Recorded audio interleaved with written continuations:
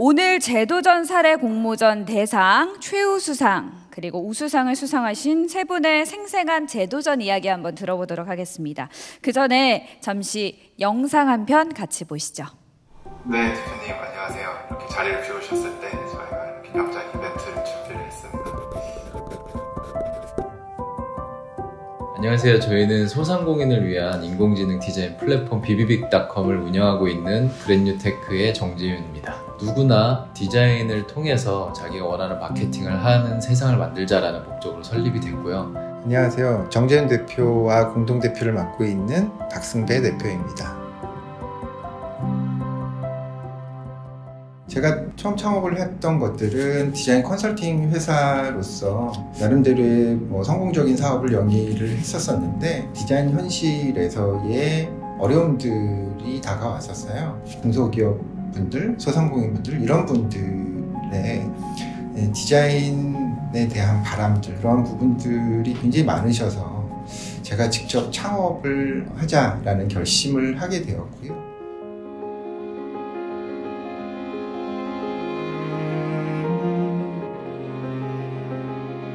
이제 창업에 대한 얘기들 이런 거를 같이 우리가 공동대표로 할 거다라는 생각을 하지 못할 때부터 그런 얘기들을 굉장히 많이 했었어요. 그랬던 것들이 축적이 돼서 지금 이제 같이 하게 된 것이 아닌가라는 생각들을 하고 있고요. 리더십의 포지션에서는 제가 할 일, 그 다음에 정재윤 대표가 할 일 이런 부분들에 대해서 역할 분담과 또 서로 협력과 아주 원활하게 돼 있었기 때문에 그 부분에서 굉장히 지금도 든든하게 생각을 하고요. 그런 마음에 대한 것들이 지금까지 있으면서 사실 정말 조금도 흔들림이 없었다라는 것들이 믿기지 않을지 모르겠지만 저는 그렇고 앞으로도 계속 이어질 거라고 생각을 합니다.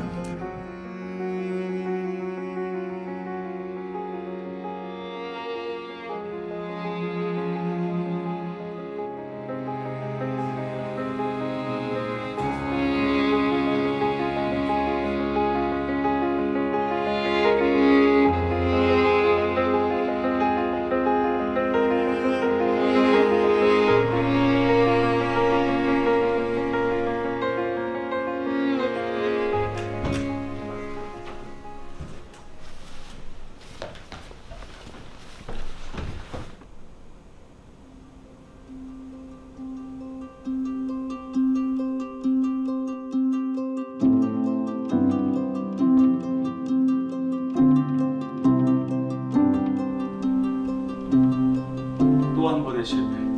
여기서 포기할 수가 없다. 그래. 네 교수님, 사람 뽑으셨나요? 아니, 아직 못 뽑았는데. 교수님 사람 뽑으셨어요? 아니 안 뽑았는데 누구 추천해줄 만한 사람 있어? 그랬더니 제가 함께 하고 싶습니다. 제가 가려고요. 그래서 그때는 갑자기 겁이 덜 뻔했어요. 첫 번째 물어본 게 그거였어요. 부모님은 뭘 하시니? 부모님은 뭐라고 하시더나? 저희 부모님은 저를 믿으세요? 저희 부모님은 저를 믿으세요. 그게 되게 저는 되게 감동적이었어요. 교수님, 투자시 성공했습니다. 고생 많았다. 교수님 고생 많으셨습니다. 그래. 큰일이네. 이러다 일정이 미뤄지겠어. 저희 개발 일정이 조금 늦춰질 것 같습니다. 저희 출시를 하긴 했는데 지금 코로나 때문에 본격적인 마케팅을 하기 좀 힘든 상황입니다. 소상공인 동행 프로젝트 함께 해주셔서 감사합니다. 잘 부탁드리겠습니다. 잘 부탁드립니다. 이렇게 어려운 시기에 포기하지 않고 많은 사람들과 상생할 수 있는 방법을 고민하고 나아가다 보면 분명 좋은 날이 오겠지. 이럴 때일수록 움츠러들지 말고 희망 잃지 말고 견디고 강해지다 보면 우리가 목표로 하는 곳이든 또는 새로운 어떤 곳이든 분명 어딘가에 도달해 있을 거라고 나는 믿어 의심하지 않는다. 앞으로도 계속 힘내보자, 재윤아. 그리고 고맙다. 함께 해줘서.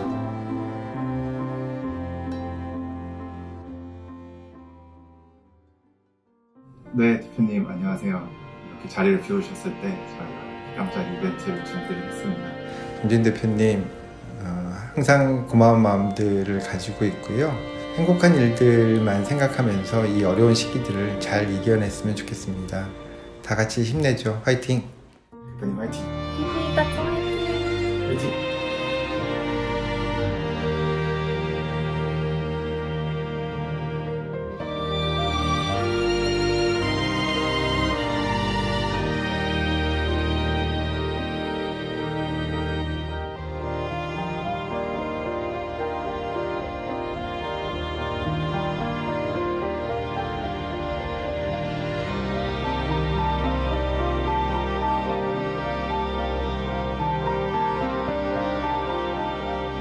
중소기업 사장님들, 종사자님들 화이팅!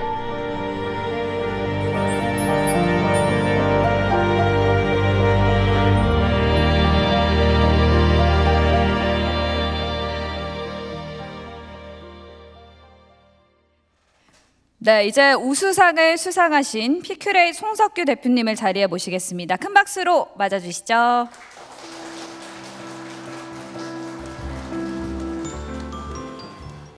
매일매일 성공하는 스타트업 피큐레이트의 대표 송석규입니다. 저의 이야기를 시작해 보도록 하겠습니다. 제 첫 사회생활은 학생 창업으로 시작됐습니다. 당시에 저는 해병대를 막 전역한 복학생이었습니다.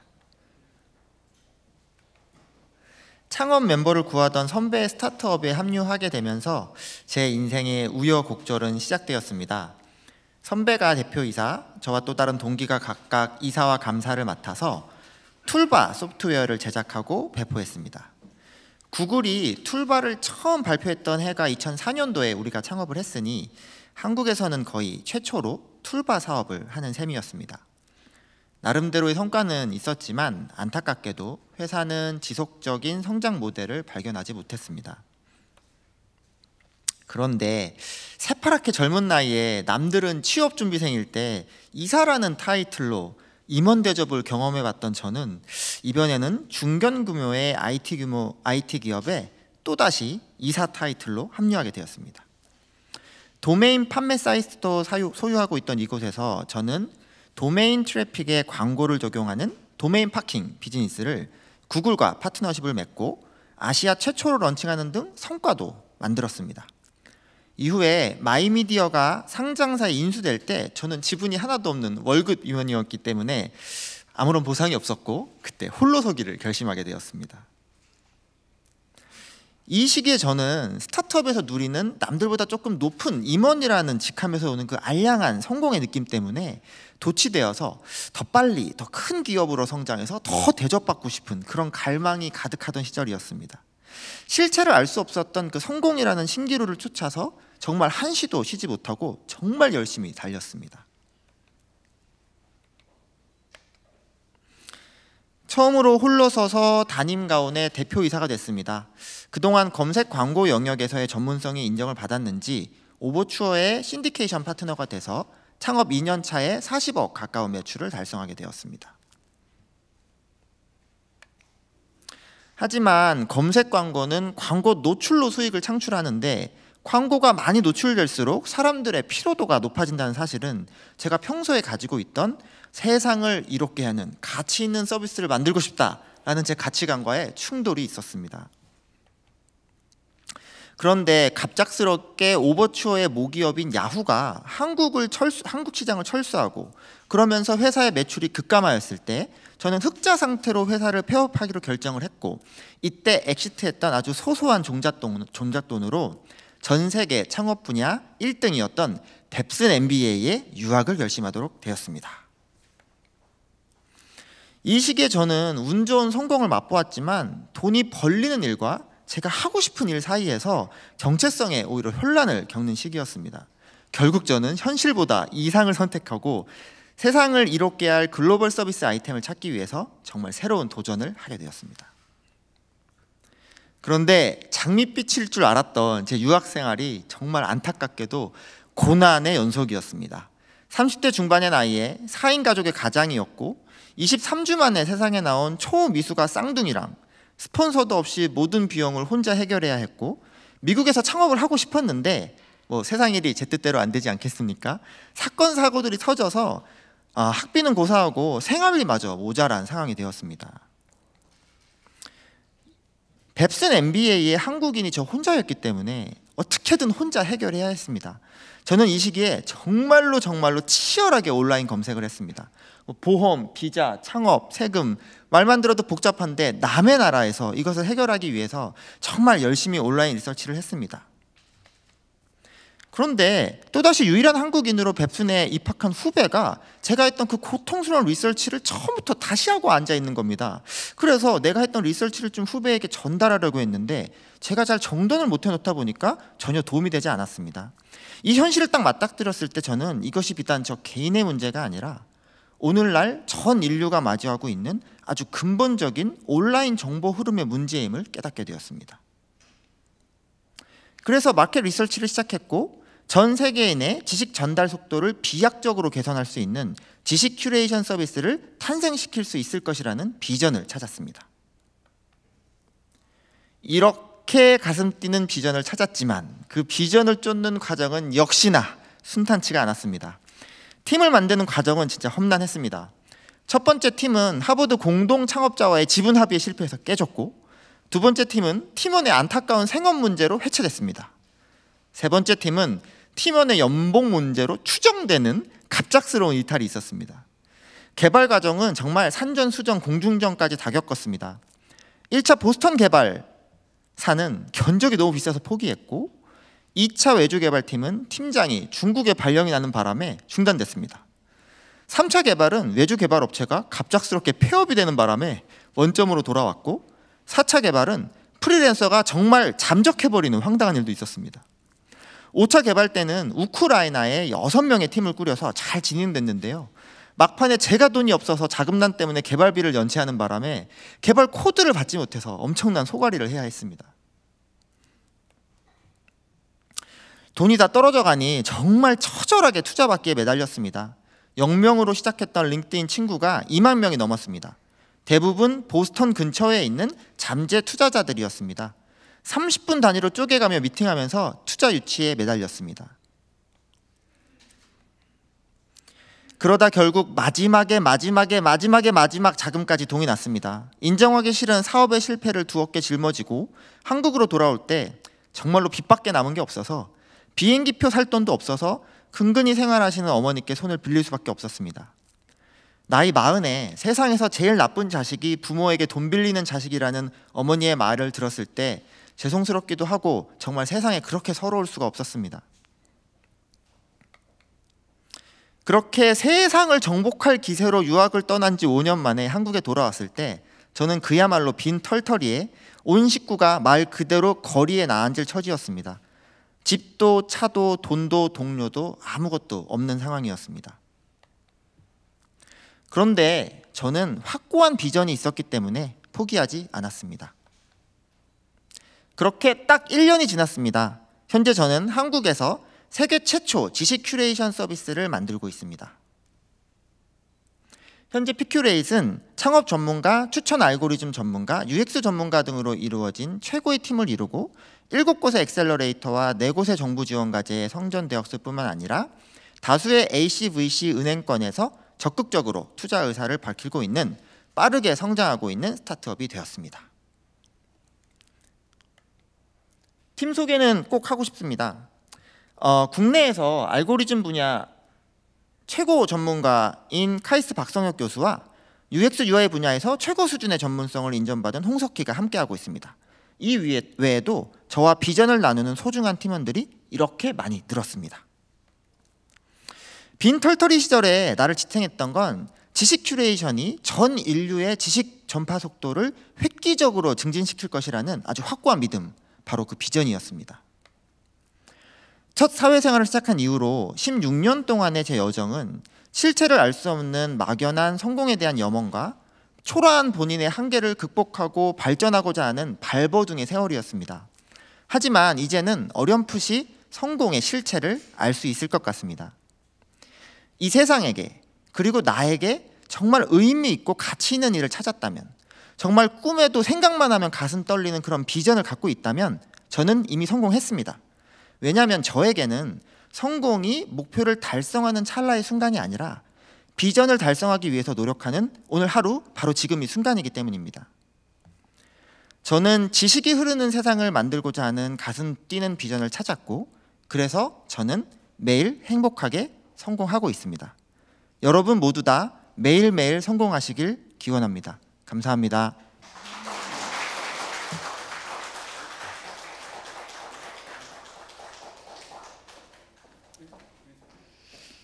네, 사례 발표를 듣고 나니까 어떻게 또 변화하셨고 도전하셨는지 느낄 수 있는 시간이었습니다. 자, 우수상 피큐레이 송석규 대표님의 사례 발표 들으셨고요. 다음으로 최우수상을 수상하신 주식회사 모션케어 컴퍼니 지용진 대표님 모시겠습니다. 박수로 무대 위로 모시겠습니다. 안녕하십니까. 제8회 재도전 사례 발표를 하게 된 모션케어 컴퍼니 대표 지용진입니다. 반갑습니다.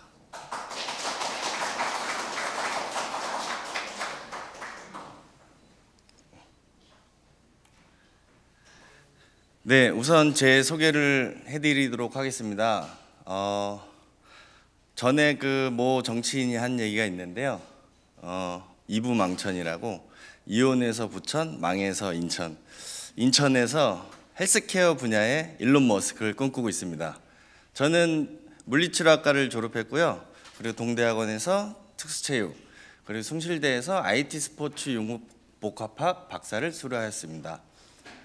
저는 물리치료사면서 수영 강사, 스쿠버 강사도 활동을 했는데요. 현재는 IPC 세계 장애인 올림픽 등급분류위원으로 활동을 하고 있습니다. 그리고 2008년에 대한장애인체육회 최연소 분과위원을 역임했습니다. 여기 보시면은 신문 기사인데요. 패럴림픽에서 활동한 기사입니다.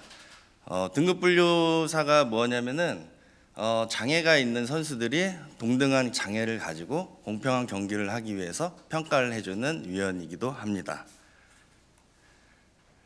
제가 이렇게 활동을 하게 된 이유는 저 어려서부터 저희 친형님이 교통사고로 편마비가 오셨는데요. 그때 당시 저희 아버님도 하지장애로 장애를 입으셨습니다. 그래서 어려서부터 저는 가족들과 그 장애, 그리고 어떻게 하면은 회복을 할까에 대해서 많은 고민을 했었는데요. 제가 졸업을 하고 물리치료사로 병원에서 근무를 하다가 더 많은 사람들이 좀 행복해지는, 건강해지는 그런 삶을 꿈꿔서 근골격 센터를 오픈하게 되었습니다. 이 당시에는 물리치료와 헬스를 접목한 굉장히 획기적인 IT팀이었는데요. 직영점이 5개, 가맹점 7개, 프랜차이즈 사업을 하게 되었습니다. 사진에 보듯이 신체를 마사지도 해주고 스트레칭도, 교정도 해주는 그런 프로그램이었습니다. 이때 당시 직원이 한 50명 정도 됐고요. 매출 10억 원의 굉장히 좋은 사업 아이템을 했었습니다. 근데 이제 이 사업이 너무 잘 되다 보니까 주변에서 많은 민원이 들어왔는데요. 저희 나라는 의사나 안마사가 아닌 사람이 인체에 몸을 대면은 불법입니다. 모든 사회가 80km 속도로 달리고 있다면 법은 20km 속도로 달리고 있다고 하는데요. 그만큼 사회 변화를 법이 따라오지 못한 실정인데 거기에 최대의 피해자가 된 것 같습니다. 이때 검찰 조사를 받게 되는데 의료유사행위와 의료법 위반, 안마법 위반으로 검찰 조사를 받게 되는데요. 이 당시에 12개 있던 지점의 직원들이 모두 이제 동요가 돼서 그만두게 되고 회원님들도 무서워서 방문을 못하게 되셨는데요. 이때 12개 센터를 모두 폐업을 하고 법원 조사를 받게 되었습니다. 이때 부채가 7억 정도가 됐는데요. 제가 등촌동에 아파트가 하나 있었는데 그거를 그 당시에 2억 3천에 팔았는데 지금은 한 7, 8억 되고 있습니다. 굉장히 안타까운데요. 그래서 이때 공황장애도 오고 이게 형사재판이 길어지다 보니까 극단적인 생각도 하게 되고 그 편의점에서 주로 술을 먹었는데, 왜냐면 공황장애 와보신 분은 알겠지만 어디 들어가면 누가 쫓아오는 것 같고 잡으러 오는 것 같아서 술집에 가서는 못 먹고요. 편의점에서만 시간을 보낼 수밖에 없었는데요. 이렇게 그 생활비가 이제 술만 먹다 보니까 재판도 길어지고 생활비가 없게 돼서 대리운전을 하게 되었습니다. 제가 그때 집에서도 쫓겨나서 이혼도 하게 되었는데요. 대리운전을 했는데 제가 그 당시에 이제 킥보드를 타고 다녔는데 운동을 했기 때문에 킥보드의 신이었습니다. 한 10km를 10분 안에 제가 고객님께 도달할 수가 있었는데요. 한 달에 한 500만 원 정도 수입을 벌게 되었습니다. 그렇게 한 6개월 정도 활동을 했는데요. 자신감도 좀 생기고 이 대리운전이 술만 먹던 저에게 많은 활동을 할 수가 있게 되고 용돈도 좀 쌓이게 돼서 그러면 다시 한번 뭔가를 시작해보자. 그래서 의료법에 접촉이 없는 걸 해보자 해서 뭔가를 건강해지는 그런 제품을 만들어 보자 해서 제가 대학교 때 용인대학교 굉장히 군기가 센데요. 그때 제가 같이 스쿠버 동아리에서 활동한 선배님을 찾아가서 사정을 했습니다. 그래서 선배님께서 컨테이너 2층에 잠도 재워주시고 남는 목재도 빌려주시고 그래가지고 6개월 동안 제품 개발에 매달렸는데요.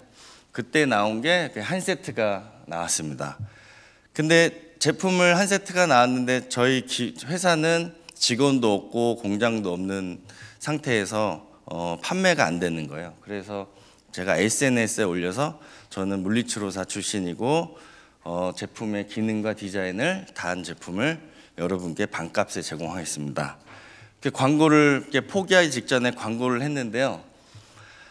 그날 1억 원어치의 선주문이 들어왔습니다. 1억 원의 선주문이 들어와서 공장이 없이 저거를 만들기 시작했는데요. OEM 가공을 주로 했었는데 이게 납품을 이렇게 한 모습인데요. 이 당시에 제품에 하자가 너무 많았어요. 왜냐하면 제가 직접 공장이 없이 하다 보니까 이때 한 번 더 포기를 하고 싶었는데 어떻게든 그 선주문 받은 그 고객님들을 생각해서 그걸 어떻게 부도를 못 내겠더라고요. 그래서 우여곡절 끝에 6개월 동안 납품을 마쳤습니다. 마치고 지금은 그 역경을 이겨내서 지금은 저희가 전 직원이 30명 정도 고용이 됐고요. 벤처기업 등록되고 기업부설 연구소 설립, ISO 9001 획득, 베트남, 일본 수출 기업이 됐고요. 지금 현재 연매출 40억을 달성하였습니다. 딱 2년 반 걸렸습니다. 그리고 채널 A의 서민갑부에도 출연을 하게 되었습니다. 지금 현재는 인천 서구에 있고요. 목재 가공 CNC가 굉장히 비싼데 5대를 보유하고 있고요. 용접 가공, 레자 가공, 목재 가공을 저희가 95% 정도 직접 생산을 하고 있습니다. 저희는 여기서 이제 멈추는 게 아니고요. 창업진흥원, 콘텐츠진흥원에서 R&D 개발을 또 지원을 받아서요. 저희 보시면 노인 환자분들의 이동 보행 장비, 홈 트레이닝, 스트레칭 장비 등 다양한 제품을 개발하고 있습니다. 제가 이제 그 친구한테 들은 얘기인데 일본에서 한 기업가가 한 얘기인데요. 기업이 무너지지 않으려면 3개 기둥을 세우라고 하더라고요. 3개 기둥이 탄탄하게 서야 어떤 풍파에도 무너지지 않는다. 그래서 저희는 3개 기둥을 세우기 위해서 보시면 이제 처음에는 몸이 불편한 그 고양이에게 그 사다리를 만들어 주기 위해서 시작을 했는데요. 우디캣이라고 저희 이제 고양이 캣타워, 캣휠, 고양이 용품과 여기 보시면 저희가 친환경 목재를 사용하다 보니까 어린 아이들을 위한 이제 가구나 교구. 원래 이것도 주변에 몸이 아픈 아이가 집에 있는데 휠체어를 타고 다니는데 밖에서 타는 걸 집에서 타니까 어머님이 목재로 된 휠체어 비슷한 걸 만들어 달라 시작해서 런칭을 하게 되었는데요. 현재 3개 브랜드가 순항을 하고 있습니다. 제가 이제 그 실패를 하고 다시 올라오면서 느낀 점이 있는데요. Follow your passion. 자신이 좋아하는 거, 열광하는 것을 쫓으시면 좋을 것 같고요. 그리고 pleasure. 성공 뒤에는 이제 실패가 항상 뒤따르는데 가장 많이 실패한 사람일수록 가장 높이 올라간다는 말이 있거든요. 그래서 제가 만나본 대표님들도 많이 성공하신 분일수록 듣다 보면 가장 많이 실패를 하셨더라고요. 그래서 여러분도 이 실패를 딛고 일어서시길 바라고요. 그리고 제품을 개발하고 개선하는데 죽을 각오로 매진을 해야 되는 걸 깨달았습니다. 네, 지금은 이제 저희 워크숍 모습인데요. 이제 믿을 수 있는 저희 직원들과 함께 그 세계 1등 기업이 되기 위해서 지금도 노력을 하고 있습니다. 자, 감사합니다. 네, 대표님 사례 발표 잘 들었습니다. 사실 저도 필라테스 할 때 목재 운동기구를 사용하고 있는데 이런 스토리가 있는 줄을 몰랐네요. 지용진 대표님의 사례 발표까지 들으셨고요. 마지막으로 대상을 수상하신 주식회사 헤이스타즈의 송진주 대표님의 사례 발표 들어보겠습니다.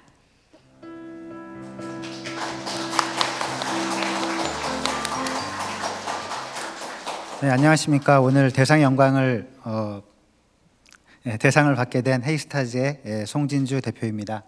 이렇게 영광스러운 자리에 서게 돼서 굉장히 어리둥절한데요. 제가 실패했다가 성공한 이런 어떤 재도전 사례들이 저와 같이 뭔가 도전해보고자 하는 여러 동료분들에게 큰 힘이 됐으면 좋겠습니다. 제가 대상을 받게 되었다고 하니까 다들 제 동료들이나 제 친구들이 제목이 다 했다라고 사실 얘기를 하더라고요. 한 번만 더 사업하면 당신과는 끝이야라는 거는 사실 제가 제 아내에게 들었단 말입니다. 제가 그러면 제 사례를 간단히 소개를 드려보겠습니다. 사업이라는 것이 누군가에게는 모두 굉장히 빠른 성공을 할 수 있는 기회라고 생각하겠지만 정작 창업을 해보니까 굉장히 어렵고 고난스러운 길의 연속입니다. 그걸 아셨던지 저희 아버지께서는 평생 사업을 하지 말아라, 패가망신의 지름길이라고 항상 저를 가르쳐 오셨기 때문에 저는 그런 부분들이 약간 불만스러웠던 것 같습니다. 2002년에 제가 티켓링크라는 영화 예매 예약 사이트에 근무를 했었는데 그때 우연히 제가 이 통사의 제 영업팀과 같이 인연을 맺게 되면서 저에게 인생을 바꿀 만한 큰 어떤 사건이 일어납니다. 이 통사가 공격적으로 마케팅을 진행하던 영화 예매권 사업을 저에게 맡기겠다고 하셔서 이제 급작스럽게 사업이라는 게 뭔지도 모르는 상태에서 창업이라는 것을 하게 됩니다. 매월 3, 4억 원 정도의 발주가 회사로 들어왔기 때문에 굉장히 편안하게 영업하고 또 비용을 쓸 수가 있었고 사랑하는 아내와도 결혼하고 또 첫 아이도 탄생하면서 그렇게 제가 인생이 풀려가는구나 생각을 했었습니다. 그러나 영화 예매권이라는 것이 이제 굉장히 잘 되다 보니까 각 극장들이라든지 예매 사이트들이 유사한 상품들을 이제 만들어내기 시작했고 그런 부분들이 저에게 약간씩의 조급함으로 다가왔습니다. 그래서 제가 회사는 잘 알고 있던 좀 어려웠던 선배에게 맡겨놓고 뭔가 새로운 아이템을 찾아야겠다라고 하고 외부를 자꾸 돌아다니는 일상들이 반복됐습니다. 그런데 어느 날 이 통사 정산팀에서 연락이 옵니다. 원래 매월 말이면 입금이 돼야 되는 금액이 있는데 입금이 안 됐다는 겁니다. 그래서 확인을 해보니까 저희가 자금을 맡겨놨던 그 선배가 자기 친척 형님께 돈을 조금 빌려주고 돌려받기로 했는데 이게 회수가 안 되고 있다. 그리고 그렇지만 곧 회수될 거다라고 얘기를 하셔서 급히 그분을 좀 찾아가 봤는데 모두 예상하는 대로 그분하고 연락도 안 되고 이렇게 해서 제가 뭔가 재판에 사기와 횡령으로 고소를 당하게 됩니다. 제가 업무상 횡령죄라는 것을 들어본 적도 뭐 없고 뭐 그렇게 저에게 무슨 이런 범죄자의 어떤 그 낙인 찍히려고 생각한 적이 없는데 억울하다고 매번 주장을 하고 재판 내내 제 잘못이 아니라고 얘기를 했음에도 불구하고 대표이사로서 자금을 관리하고 운영할 책임이 있기 때문에 대표님은 피해가실 수 없습니다. 이 죄는 대표님에게 갈 수밖에 없다라고 이렇게 결론이 나서 제가 결국은 실형은 피했지만 실제로 어떤 형을 제가 받게 됩니다. 이걸로 끝이 아니었습니다.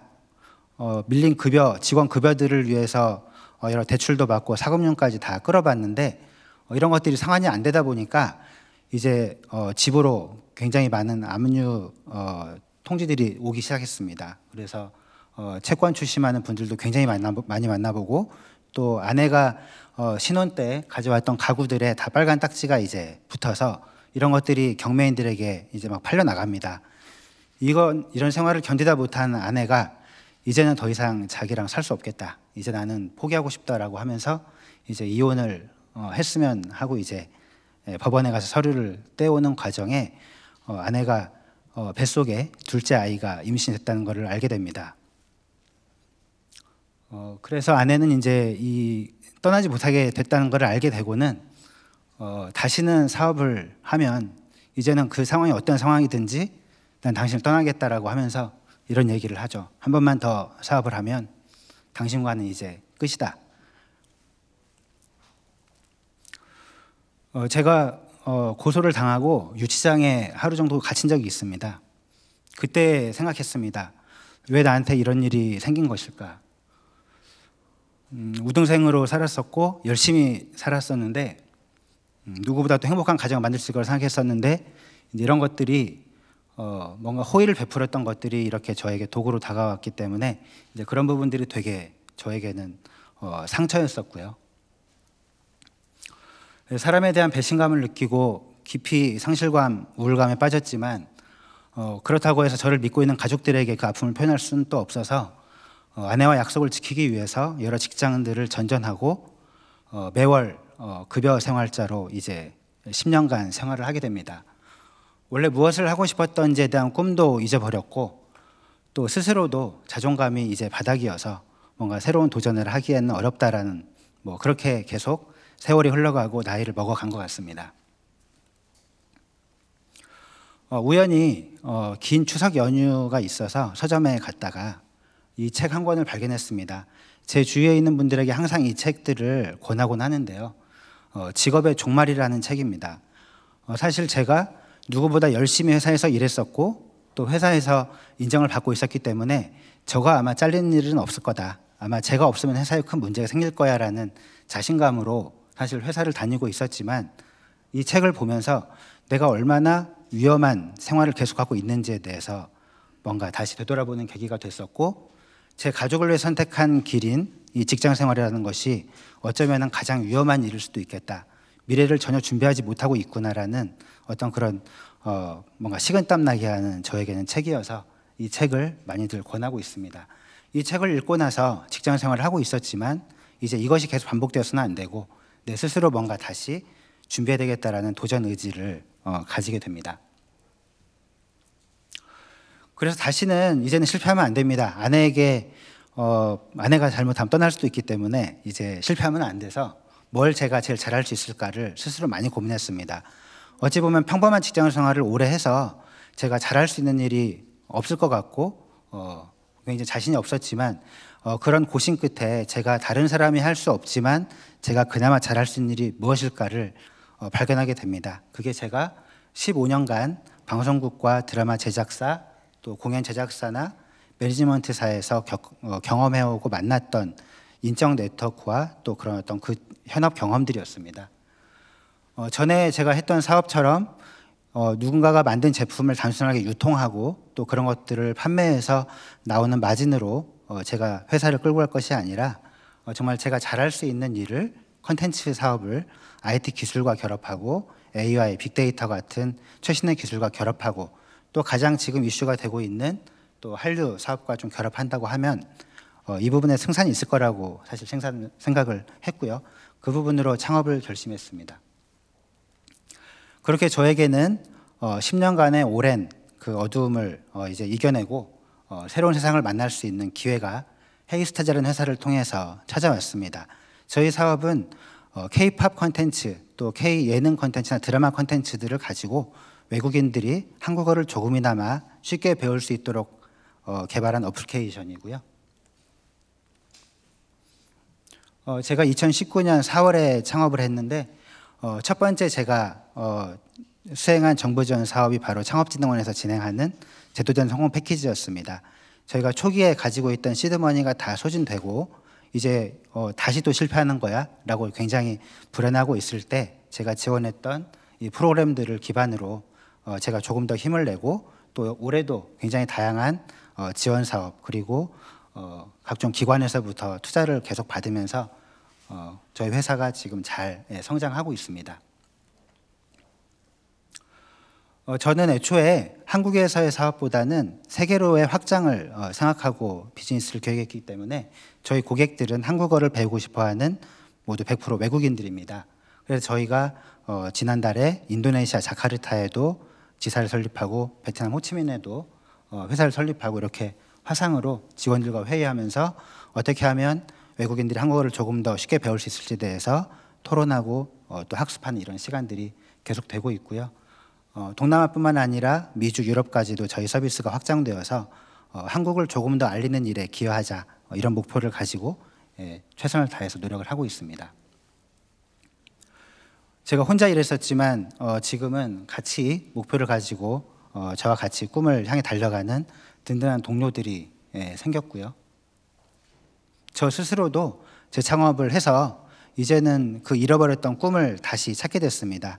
계속해서 말씀드렸지만 한국어를 어려워하는 수많은 외국인들이 20년 전에 만들었던 문법 교재를 가지고 한국어를 공부하다가 굉장히 많이 포기합니다. 그래서 저희들이 뭔가 영상 콘텐츠들을 쇼클립으로 정리해서 외국인들이 반복해서 학습할 수 있도록 지원한다면 수천 킬로 떨어져 있는 누군가가 저희의 헤이스타즈 앱을 사용해 보면서 누가 만들었는지 이 앱 정말 잘 만들었다. 이 앱 덕분에 내가 한국어를 배우는데 너무나 도움이 된다라는 그런 피드백을 받고 싶은 그런 꿈이 생겼습니다. 사업 실패의 공포 또 그런 어떤 어려움들을 많이 겪었기 때문에 제가 사업한다고 했을 때 아내가 가장 반대가 심했습니다. 그렇지만 지금은 이렇게 제가 열심히 하는 것들을 보고 지금은 누구보다 또 열심히 응원해주고 있고 저희도 열심히 다룰 수 있는 힘을 얻고 있습니다. 헤이스타즈 역시 1년 반밖에 안 됐지만 저에게는 제 꿈을 이룰 수 있는 또 하나의 목표이고 굉장히 절실한 저에게 하나의 회사입니다. 이 경험들이 저에게는 굉장히 부끄럽습니다. 사실 이 재도전이라는 과제로 상을 받는 것보다 뭔가 사업을 크게 성공해서 상을 받는 것들이 더 영광스럽겠지만 저 스스로 꿈 역시도 누군가 제가 실패했던 경험들을 되짚어서 새로 시작하는 창업자들에게 도움을 주고 싶다라는 언젠가는 멘토가 되고 싶다는 꿈을 꾸고 있고요. 그런 과정에서 제가 이 경험들을 공유했을 때 조금이나마 도움이 되겠으면 하는 바람에서 이렇게 글을 올리게 됐고요. 멘트를 하나 적어달라고 하셔서 제가 생각하다가 적은 게 있습니다. 절박함의 절벽 끝에 섰을 때가 비로소 이제 새로 시작할 준비가 될 때라는 것이라는 말인데요. 제가 굉장히 절박하고 지금조차도 매일매일이 절박한 상황이기 때문에 누구보다 열심히 일할 수 있고 특히나 재도전 하시는 분들은 실패 경험들이 있기 때문에 그 고통을 알고 계실 거라고 생각합니다. 그 나락으로 다시 떨어지지 않기 위해서 최선을 다하고 계실 거라고 생각하고 그 절박함들을 매일매일 되짚어가면서 꼭 성공하는 그런 동료들 됐으면 좋겠습니다. 이상으로 발표 마치겠습니다. 네, 송진주 대표님의 사례 발표까지 들어봤습니다. 이것으로 2020 재도전의 날 기념식 사례 발표 마무리하겠고요. 실패를 넘어 도전으로라고 쓰여있는 슬로건이 참 마음에 남는데요. 재도전을 응원하는 성숙한 문화가 우리 사회에 스며들 수 있도록 노력하시는 모든 분들께 진심으로 경의를 표합니다. 저도 재도전하는 여러분 항상 응원하도록 하겠습니다. 1시간 정도 함께 했는데요. 긴 시간 또 경청해 주시고 축하 많이 해주셔서 감사합니다. 2021년 재도전의 날에 다시 찾아뵙도록 하겠습니다. 고맙습니다.